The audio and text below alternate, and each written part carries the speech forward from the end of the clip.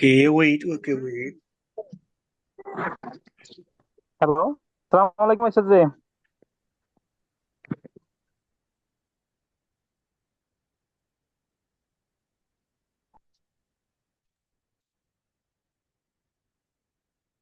Okay, hello everyone. Yeah, today once again, of course, as you know, a Prof.Dr. Cagape. So today he's with us again. Yeah, I'm very pleased to welcome you to today's section, Prof.Dr. Cagape, and we are very honored to have you with us once again.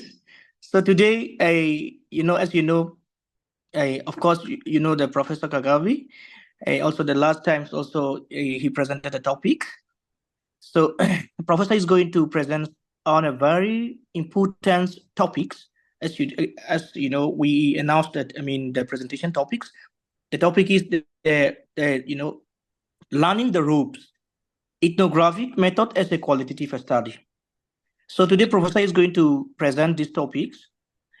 So actually, these are very important opportunity. I mean, it's a very good opportunity for all of us, including me, to deepen the understanding of a ethnographic research and its applications, and I mean why it's important, especially in academic research. And thank you, Professor, for joining with us again. Yeah, the floor is yours. Thank you so much.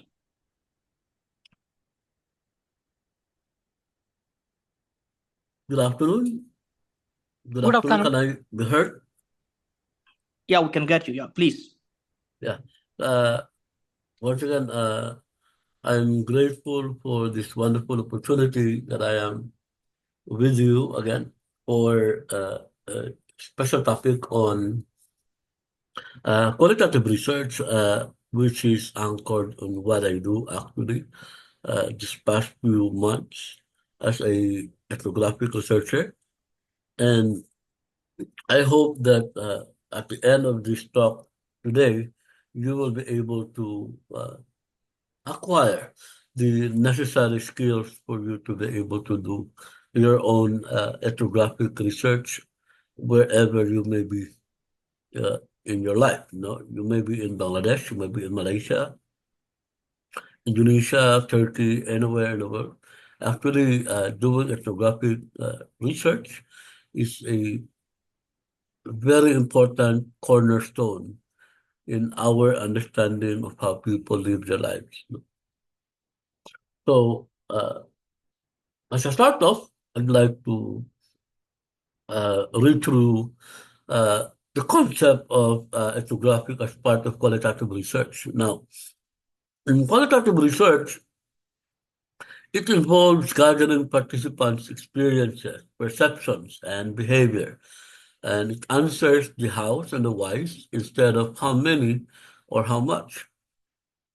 That is why in qualitative research, usually the presentation of data is in narrative form, as opposed to what you do in quanti, when your data are presented in numerical presentation or graphical presentation. In qualitative research, you usually present data based on how much narrative you were able to document, how much story you were able to hear as you interview your key informants, and the experiences you were able to document of people as well as yourself. It could also be a structured as a research, as a standalone study. So some studies are purely qualitative in nature, and some, as opposed to qualitative, is quantitative, or they would usually mix the two. So now you have a mixed method of quality and quantitative research approaches. Our topic today is anchored on qualitative research. Now, in qualitative research, as in also in the pursuit of ethnographic and anthropological study, you should be armed with the questions of why and how. More than anything, because you want to know the situations, conditions, and related experiences of people you study. So this is the presentation that I will be doing this afternoon. So I would sort of provide you with a practical guide on how to do ethnographic methods. And the presentation this afternoon is light. So you will hear more of my experiences as an ethnographer and as a cultural anthropologist by doing research, and the pictures that you will see later on will be about the story I gained from doing ethnographic work. Okay, but before we start moving on with this presentation, I'd like you to listen to and watch the video of a director from the Center for Southeast Asian Studies at Kyoto University in Japan. Just tell me if you can hear the audio of the video that I will be sharing with you. If not, I can replay the video again.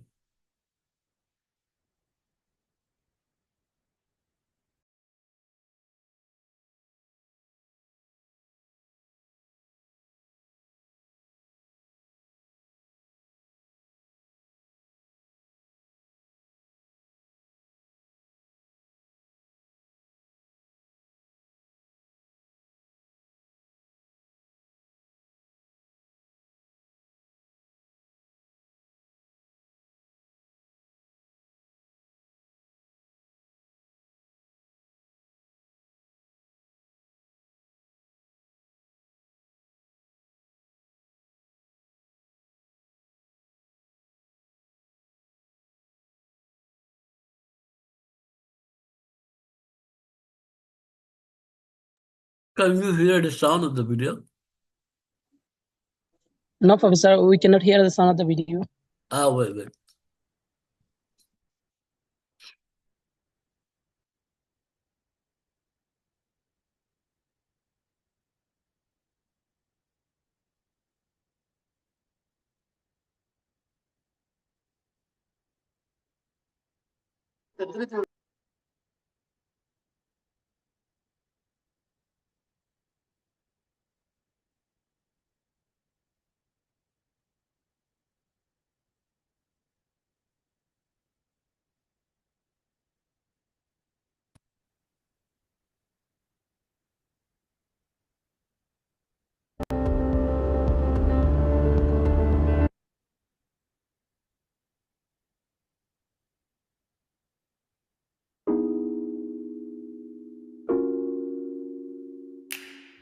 Wait.30年前からずっと時々来ている村で、本当に家族のように知り合いが多いので、なんて言いますか、みんな無事に元気にしているかなということを時々考えながら。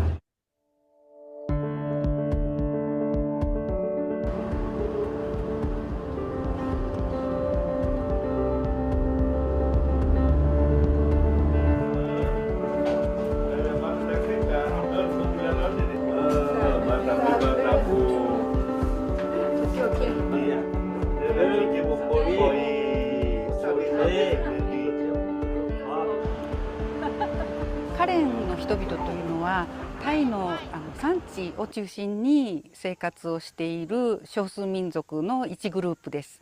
低地のタイの人々とは話す言葉が全く違います。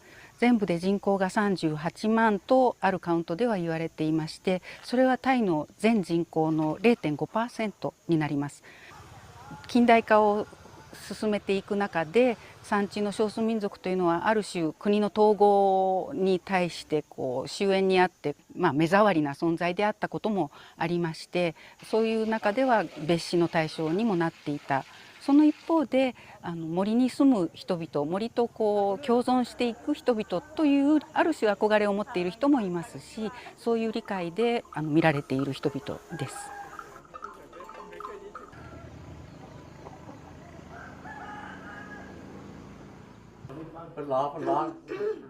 民族史的フィールド調査というのは参与観察というふうに言うんですけれども、調査する人自体がそこに参与して、観察し、そこで生活をしながらいろいろなことを学んで調査していくという調査の仕方です。例えば私はカレンの社会について何も知らないまっさらな赤ん坊のような状態で入っって言葉を覚えながら、彼らのその生活のいろいろな何が大事でどんな作法があって、例えば高齢者に対してはどういうふうにあるべきかとか、女性はどういうふうに身を処すべきかとか、そういうことを学びながら生活をしながら、それを書き留めていって、それを民族史というものとして書いていくんですね。それをその長期に滞在して、行う理由は、1年間の周期の中で、例えば農業を行う人であれば、やはりその1年の周期を全うして初めて生活の全体像がわかるということがあります。それからもう一つは、その私自身がその調査にいる場のそこの人たちとの関係を築いて、その中で信頼関係も築きますし、私がいることがある当たり前になったような状況の中で彼らの生活について知ることができるということで、少なくとも1年、長い人は2年3年と同じところで調査をするというスタイルが、特にその農村での民族史的調査の場合は一般的です。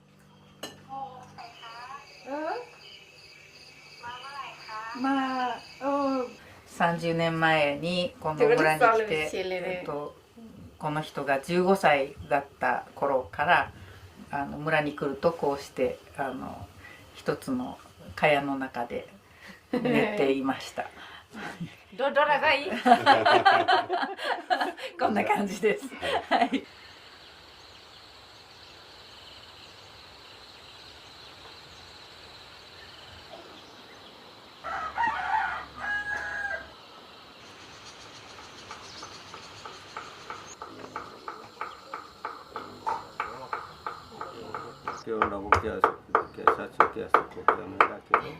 今日の儀礼は私のために、この家族が実施してくれています。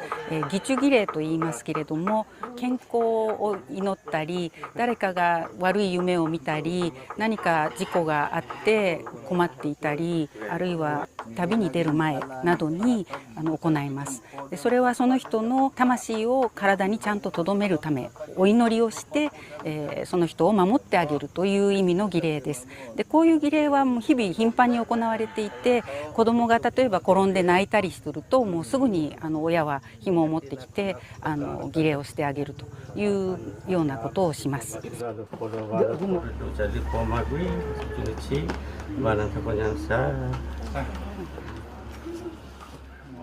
最近になって特に調査をしているのは、高齢者のケアをどういうふうにしているか。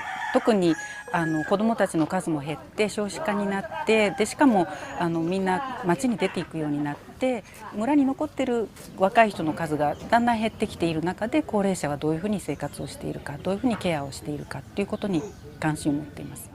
高齢者になってもこういう村に住んでいると周りに人がたくさんいる。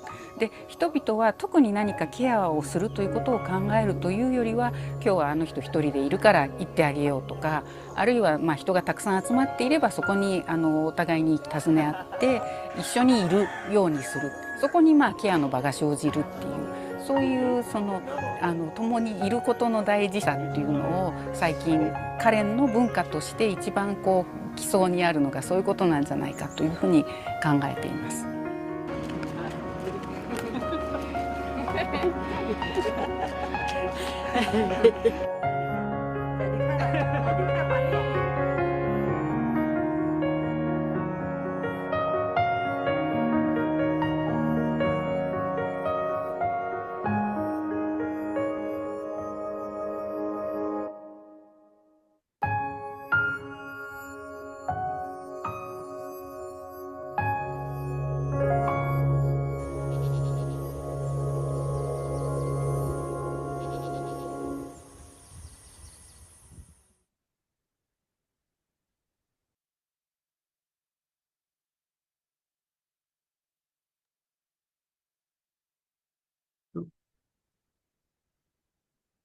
So actually, going back to our presentation, I just showed you a video of a director of the Center for Southeast Asian Studies from Japan when they did a study in northern hills of Thailand.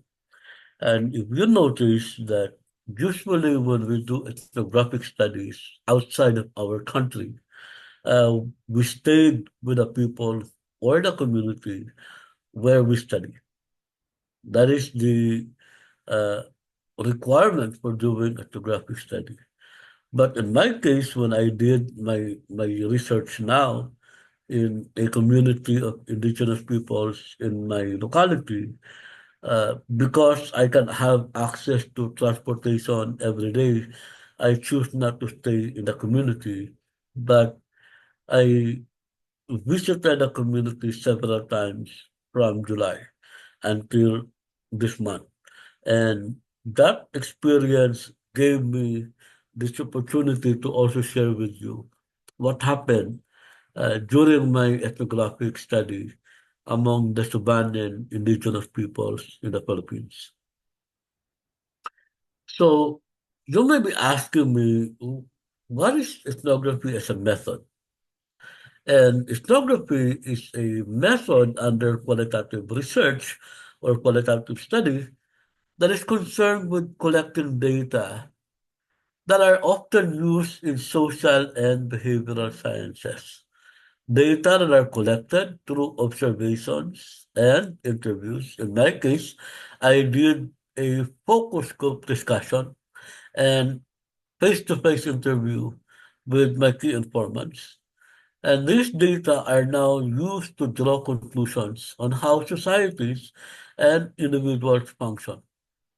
Normally, in ethnographic study, it requires a more prolonged engagement with the community under the study and an effort at data triangulation. So you have to triangulate your data between what you gathered primarily in this site with secondary data, as well as other archival and library works that you will be doing.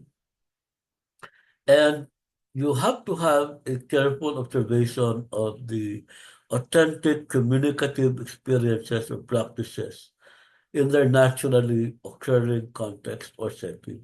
So that is how we do ethnographic study in the community. Now, uh, to deepen our understanding on ethnography, ethnography is a writing culture because in doing ethnography, you have to document every aspect of your experiences and how people in the study area are living their lives on a daily basis, how they are interacting with the factors affecting their lives, how they are interacting with the situations and conditions that they are facing at that given moment that you were there with them. Also, it is presenting a portrait of the people while locating them through their narratives and their lived world. So in doing ethnography, you are presenting to your readers a portrait or a description of the people you are studying by way of studying the narratives that they share with you as they live in the world. And usually in ethnography, it pursues what is meant by people's reality and how it draws meaning to them as they live it.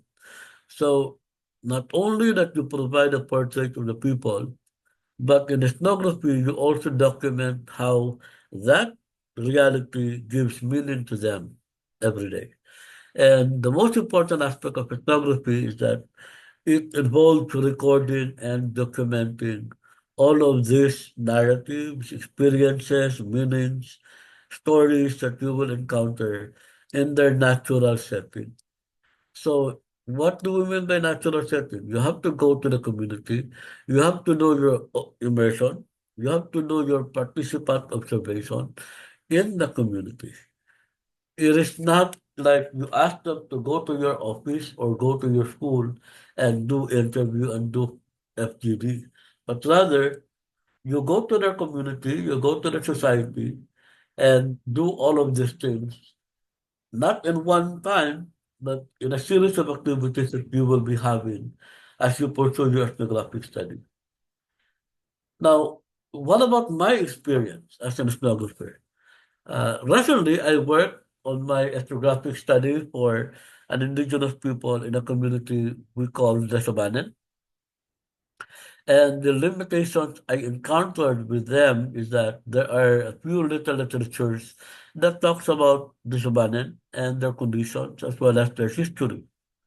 And the realization I had was that in doing ethnographic work for them, it gave me the opportunity to go to places I'd never been to.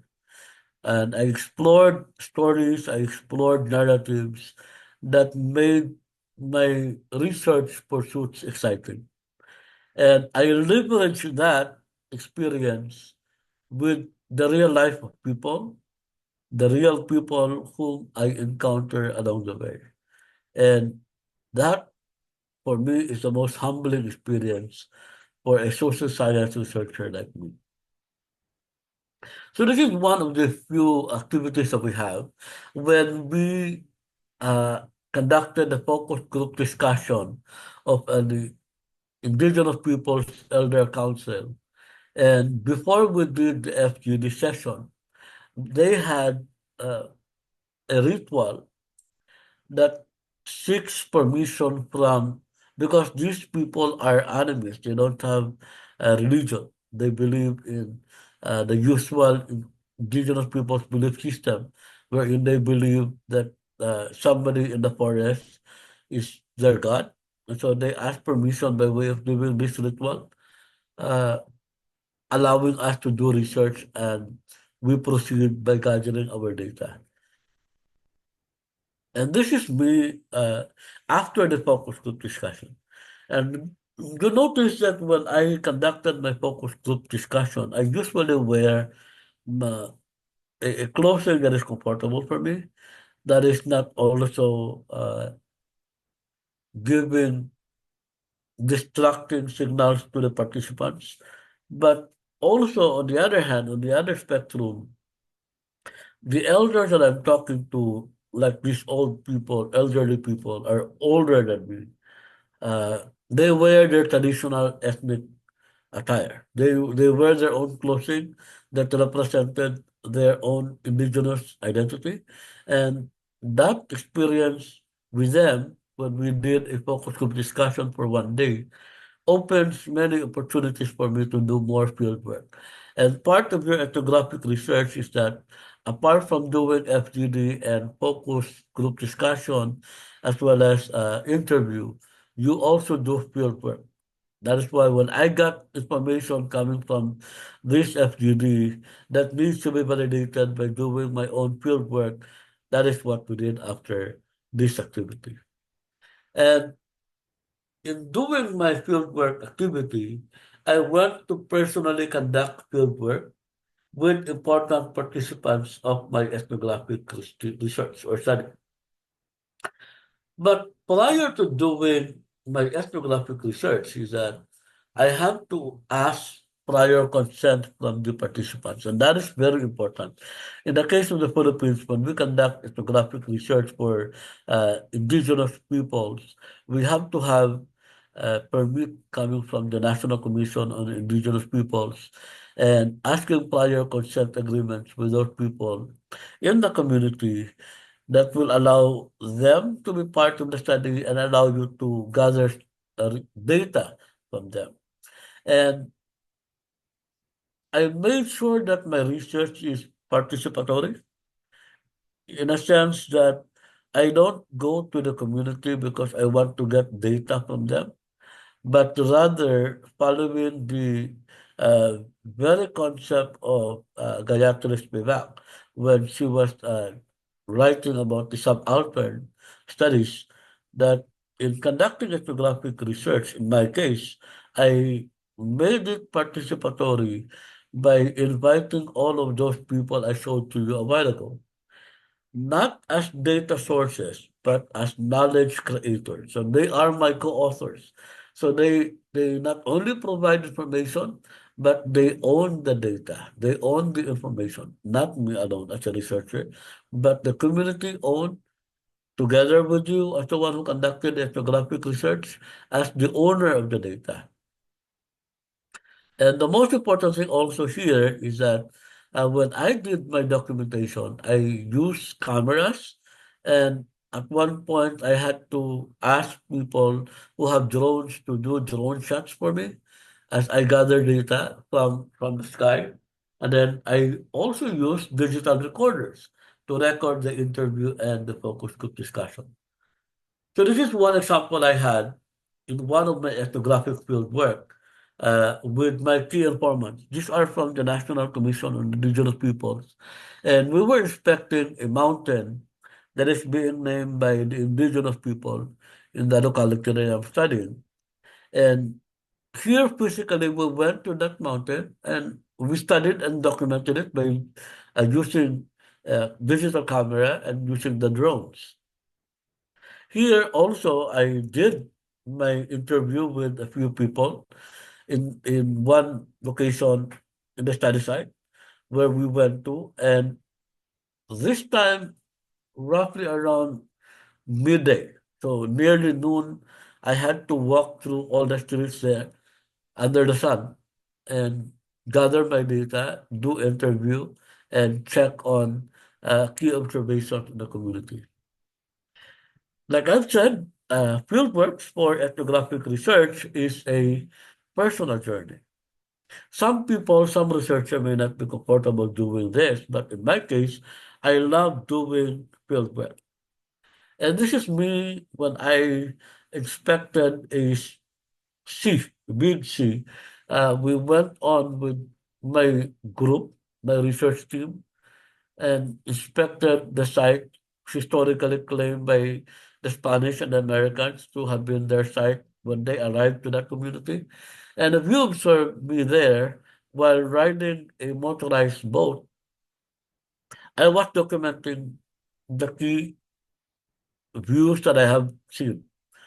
Uh, the information provided to me by this person beside me, I also recorded it in my journal entry. So I do a lot of these things even while on site. I don't rely on my memory, but rather I write right away what information I get from the fieldwork activities that I'm doing. So this is us before we travel to the bay. Actually, it's called the Manquillas Bay for this fieldwork activity. This is again me when we are locating the sacred burial ground of the community. So just try to imagine me walking to a mini forest like this one that is unpaved. You know, you may have cobras there, but good that when we went there, there's none. But if you notice also, I was bringing with me a journal. And that journal is very useful for me when I did my ethnographic field work. Here, we were inspecting the burial ground of one of the leaders of the indigenous people. And as we were there on the site of the burial ground, I was documenting it by writing in my journal as well as taking pictures on the graves. And the graves, the oldest one there was buried in 1920, so roughly around more than 100 years old. So ethnographic research also, or ethnographic study, is a personal dedication activity. So you have to spend a lot of time. You should be willing to spend more time to gather information from your community so that you will be able to come up with your own interpretation of your data. And this is an example of how I did it.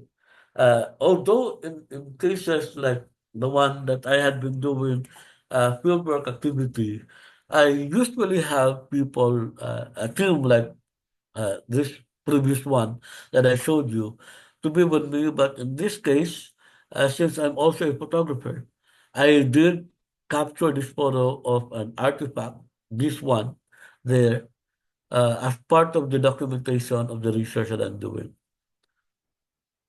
So this is me talking to ordinary people in the community and asking them to bring out their jars so I can take a picture of these jars. And another one is that part of your ethnographic research is that you get to talk to as many people as possible. So when you talk to as many people, try to remember to always bring a pen and a paper and record everything. So while you are talking to them, also do a mental recording and then later on transfer that to a paper with a ready pen for you to document the experiences.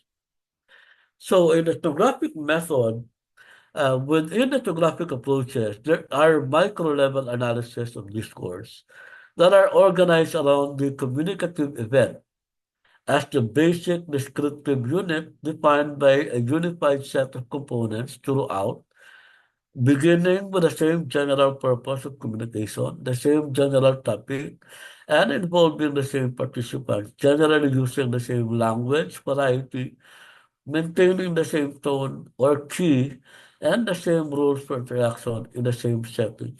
So remember, when you do this, you have to tell your participants at the very onset that this is what you want to do when you observe them. This is what kind of data you wanted to ask from them. And when you communicate with them, as much as possible, use the local language. In my case, I don't speak the language. So I have to have with me in my team somebody who speaks the language. And when I ask questions in English, they will have to translate that to the language that is being understood by the people in the community. And when they speak back in the traditional language, I now understood piece of information from that language to construct my own understanding of how they interpreted my questions and how they responded to it. And this is one example that we did for a focus group discussion among a Christianized group of Samaritans. Those people who were uh, colonized by American missionaries who were converted to Christianity. Because, like I've said, these indigenous groups are not Christianized, they were animists. They don't have a religion, but until 1912, when the Americans came in to their community, they were converted to Christianity. Actually, this is one example that I did for a focus group discussion data, which we did a fieldwork afterwards. I had several fieldworks done in the community. This one on the top, I went to a private house that is designed following the Sabanan house architecture. And then the other side here, the bottom picture is that I went to visit a mining site wherein the Sabanan or the indigenous peoples are sharing their ancestral domain to a Canadian firm that is mining their lands for gold and silver and iron ore. So how did I make that ethnographic research work? One important aspect for making ethnographic study work is that you have to stay with the community. Like I've said, in my case, I don't stay in the community because I can have uh, means of transportation to go in and out every day. Unlike the one that I showed you in the video from the director from the Center for Southeast Asian Studies in Kyoto, where she's from Japan, she has to travel to the current community in northern Thailand. When we do that, like in my case, when I do that, I stay in the community for at the very least 3 months to 6 months. Interchangeably, I can come in and out within a year with the community so that I can gather more information. And the advantage of staying in the community when you do ethnographic work is that, as you can see in the video a while ago that I shared with you, the Japanese woman suddenly were accepted by the community. They were allowed to wear their clothing. They were allowed to be embraced by the community. In fact, when she shared on her video that she slept with the family inside one mosquito net. That is one practice that is not common if you're a stranger in the community. But when you stayed with them for a long time, they can give you that access to their homes, to their rooms, to what they usually do normally day-to-day basis. Second is that you have to align your perspective with that of the community. When we come into our selected community for ethnographic fieldwork, normally people have their own perspectives with them. So we call that biases, we call that prejudices. So you have to take that out and align them to what the community is. If the community is like this, and you have to coexist with them. And when you are speaking to the key informants or the people that you're studying, in the community, excuse me, you have to have a familiar tone of your voice and a friendly disposition. What do we mean by friendly disposition? The friendly disposition is something that you usually do when you communicate with a friend. So you don't impose your idea, and you don't impose your position or opinion on several issues or topics, but rather invite people to uh, appreciate what you think of their presence in their own immediate community.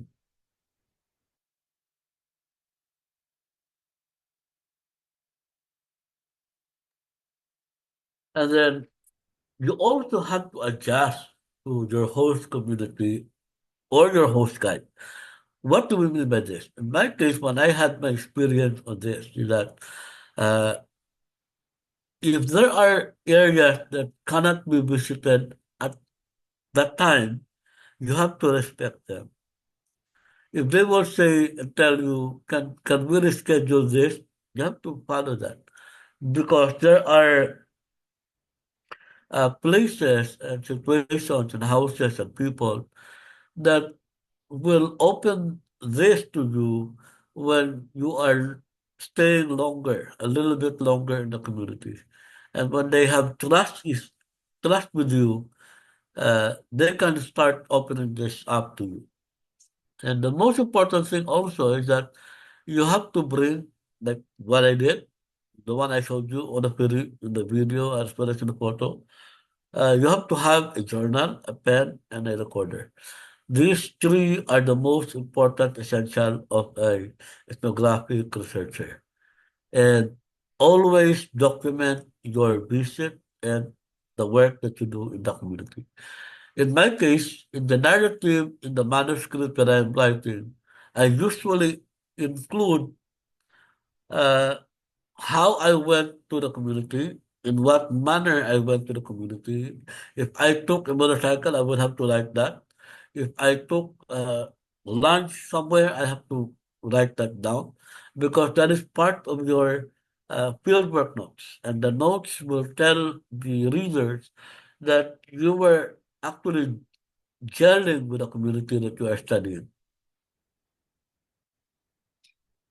And this is one example I had when I went to Luzon. There is this tourist area, we call this in Banawe. And this picture was taken long years ago when I was studying my PhD in Manila. And I went to see these grand ladies, they're elderly women of the Ifugao tribe. And I bought that red cape that I was wearing as well as this dress. I bought it and I asked them if I can take a picture with them. And this picture for me is one of the best pictures I had in my ethnographic fieldwork because as practice also in my case, every time I go to places, I usually buy something like a piece of cloth or a painting or a mat, a woven mat, and bring that back to my home and place that in a frame so that I can always remember the places that I've been to in doing ethnographic research. And the key points in doing ethnographic research is that you have to open yourself to the possibility that there are many things in life that we do not know. out there that usually will be shared to you as you go on with your community. Say, for example, if you're gonna do a research, ethnographic research in Cox's Bazar, if you notice, if you work with foreign writers, foreign authors, you will notice that they come to your community asking many questions. They usually have prior knowledge actually gained as they come to your community. But the most important thing is that while you are also assisting them, try to learn as many as you can from them. And try to be the documenter of your own immediate community. Because that is how you help document the experiences and the narratives of the Rohingya. Uh, Although in my case, I'm planning to go to Cactus Bazar in the future because I was supposed to travel there back in 2020, but due to the pandemic, I was not able to go there. So I am planning to come back and pursue fieldwork activity in Cox's Bazar. And I hope that when that happens, I'll see you probably in Cox's Bazar. And let's do research like this one soon in the future. And I hope that this presentation of ethnographic method, I made it simpler for you so that it will not be too heavy to be understood. And the most important thing in doing ethnographic research is that you get to enjoy what you are doing in the community because the returns after a day of work gives you the fulfillment that you are able to extend help academically to the community that you're studying, and at the same time, learning from the people who shared to you their own stories. Because remember, in qualitative research, in qualitative study, no two stories are the same. People may live in the same community, they may live in the same camp, but they don't have the same story. All of us have our own different stories every day.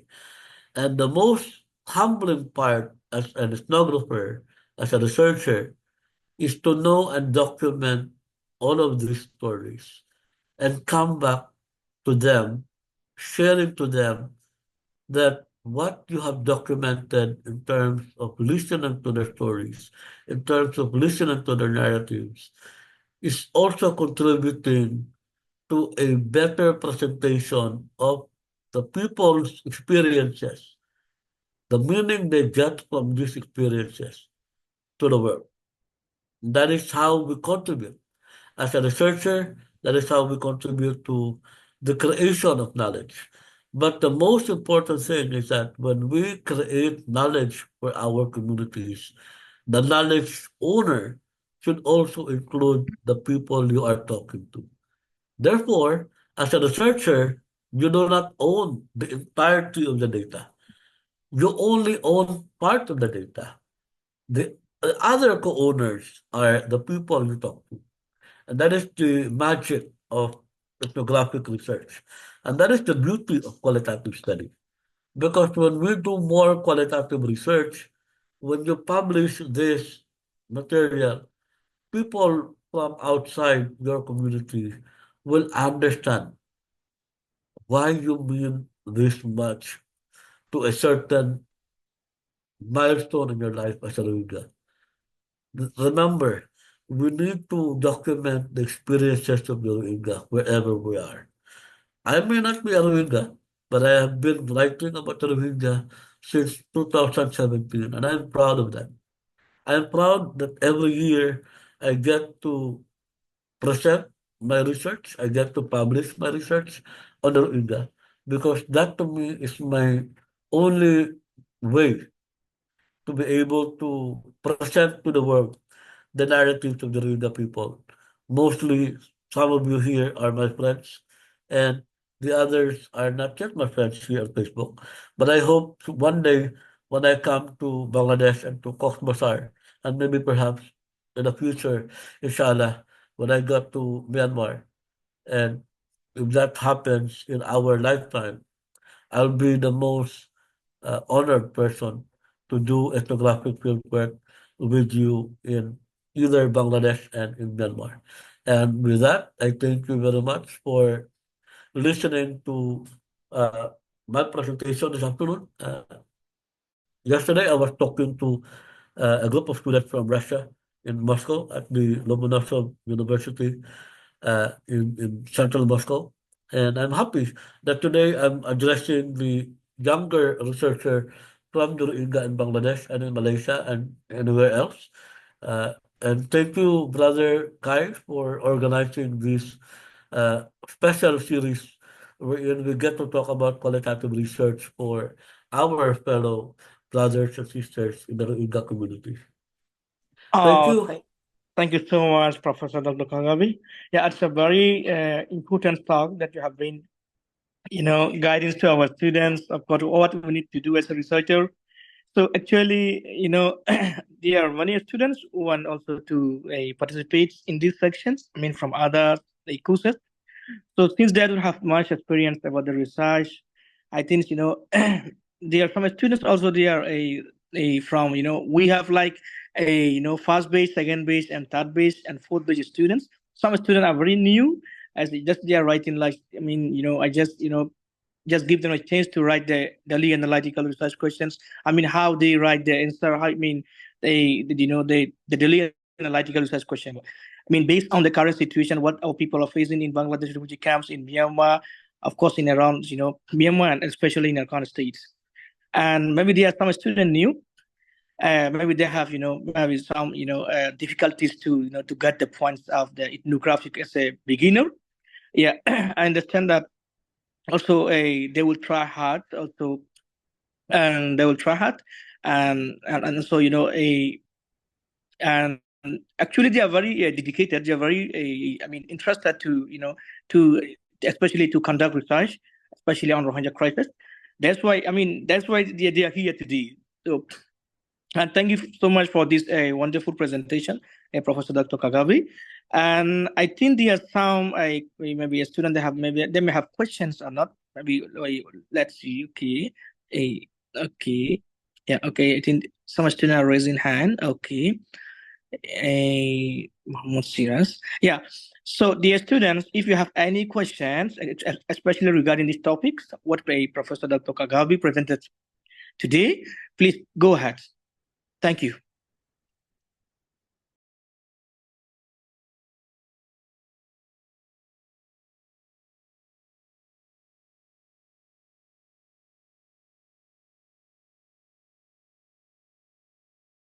Yeah, I can see here only a Muhammad Siras. Yeah, please go ahead. Thank you. Yes, Professor, thank you very much for your wonderful and very informative section. I would like to appreciate you for coming here again and again to improve our knowledge. So, according to your presentation, I understand that anthropology is the qualitative study method where researchers used to study the culture, community, and their social interaction in their natural settings. So, I mean, it is